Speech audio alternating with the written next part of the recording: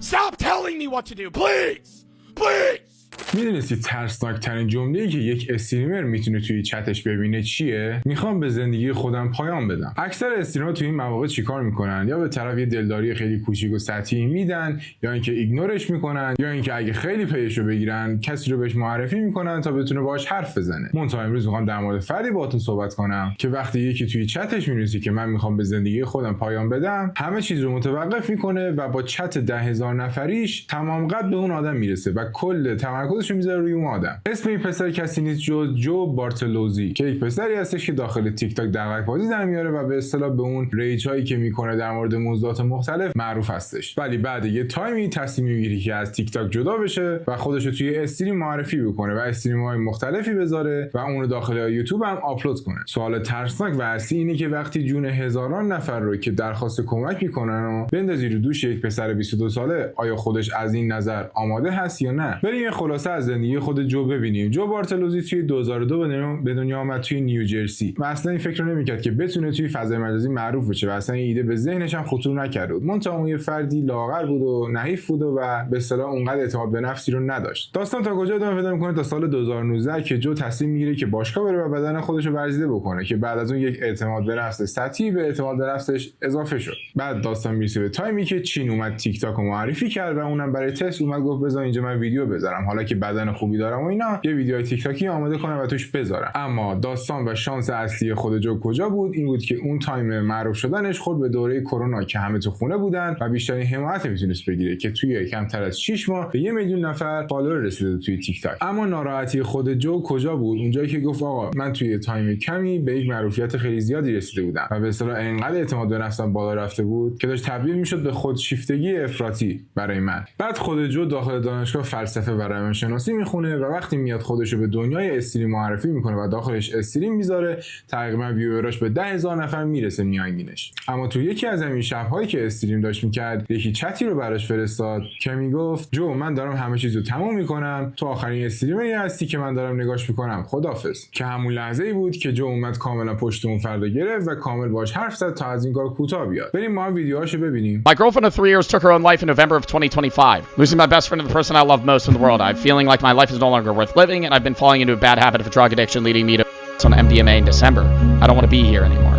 این چتایی که می‌بینید انواع اقسام چتایی است که خود بیننده‌ها به جو میدادن داخل چت استریمش. با هم دیگه چند تاشو نگاه کنیم. If a chatter of mine is coming into my chat saying they're suicidal, I am first and foremost going to read their message. Because I do so much mental health advocacy, the amount of people that come into my chat and fake being is absurd.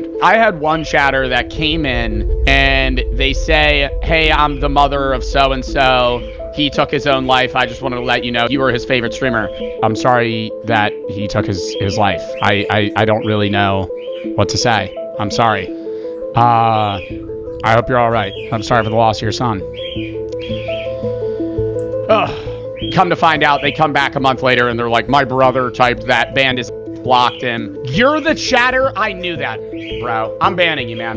That's fucking weird as shit. If I'm being honest, I think a large portion of people that come into my chat and say stuff that's idle are lying. But I have to treat them all as if they're real, because then I could, on an off chance, not take somebody seriously that is serious.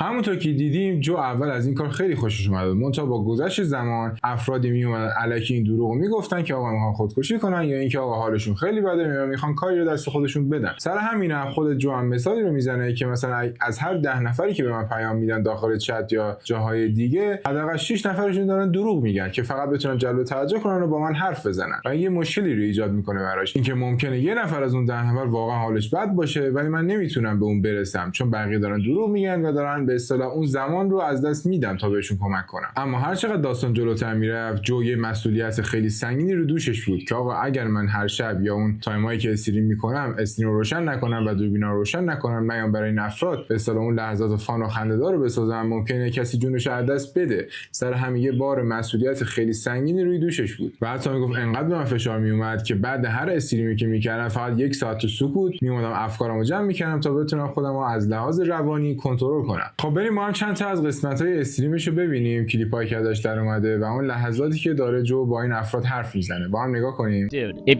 you're saying you're gonna kill yourself, don't. Get help, man. Seriously. Like, I'm not trying to get mad, bro. It is not your time to go. Tired of waiting for things to improve. Wait longer. Do something. Improve them yourself. It takes time, man. Life sucks a lot, but you only know what it's like to be sad because you know what it's like to be happy. Life is duality. If you feel like shit, that means you felt like not shit in the past. 988's the suicide hotline. That's not a permanent fix, but it's a temporary fix where they can direct you to a problem, right? Suicide is a permanent fix for a temporary problem. It is not a solution for what you're going through, okay? The odds that you're even here right now, bro, are so low. So low. Every ancestor you've ever had to create and live and survive for hundreds of thousands of years. Dude, if you're going back even before humans, man, if you believe in evolution, I think most people do, but everything had to line up perfectly for you to exist now. And to throw that away, and you could say I'm being a when I say this, but throw it away, right? Because you're throwing it away. You're throwing away your life. It is not worth killing yourself over. Whatever you are going through, it is not worth killing. و حتی جو داخل خود استریمراش میاد نقل قولای معروف و اون چیزایی که رو زندگی خودش هم تاثیر داشته رو به بیننده‌اش میگه تا بتونن از اون الگو بگیرن و یک الهام بخشی برای زندگی خودشون باشه و یک امیدی برای زندگی کردن. با هم دیگه نگاه کنیم ویدیوشو. Anger is just as much a sign of weakness as suffering is, because both an angry man and a man in pain have surrendered to a wound they've incurred. That's my favorite quote from the entire book. The difference between knowing you're gonna die and knowing you're gonna die. There's two different realizations.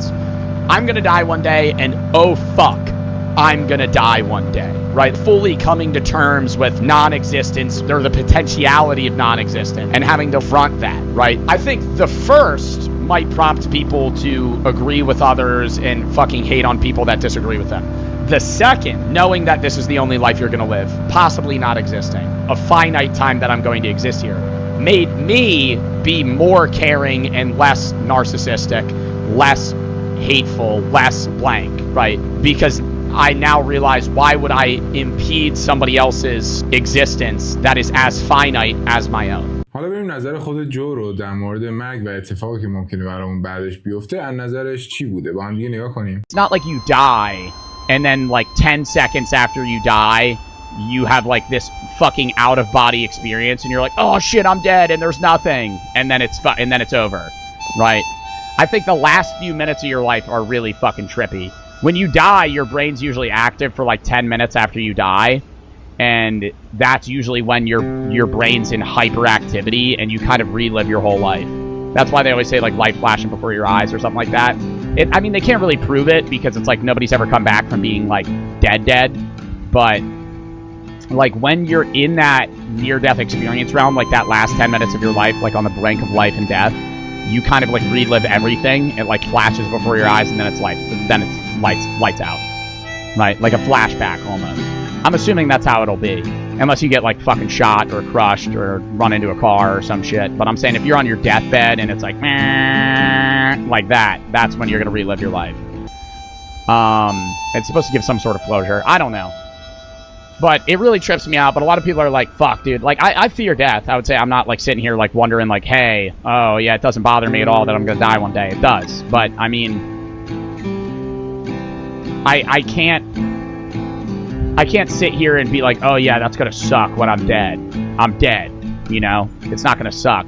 But it will feel like I never existed. It's not like خب این بود از داستان امروز که تقریبا 10 روزه توی فضای مجازی خارجی‌ها و اون به اصطلاح کامیونیتی خارجی‌ها ترکونده این داستان که آقا جو به عنوان تنها استریمری که واقعا به ویووراش اهمیت میده و اینو چند بار ثابت کرده و اینو به عنوان یک مستند یکی از یوتیوبرها از زندگیش ساخته و اونو پخش کرده. ازش هم مصاحبه کرده بود و اولین ویدیو بهتون نشون دادم. خب این بود در ویدیو امروز. اگر از این ویدیو خوشتون اومد لایک و سابسکرایب یادت نره و اگر منتظر ویدیوهای بیشتر هستی من یک شنبه و سه شنبه و اگر منتظر ویدیوهای بیشتر هستی من سه شنبه و جمعه براتون ویدیو میذارم.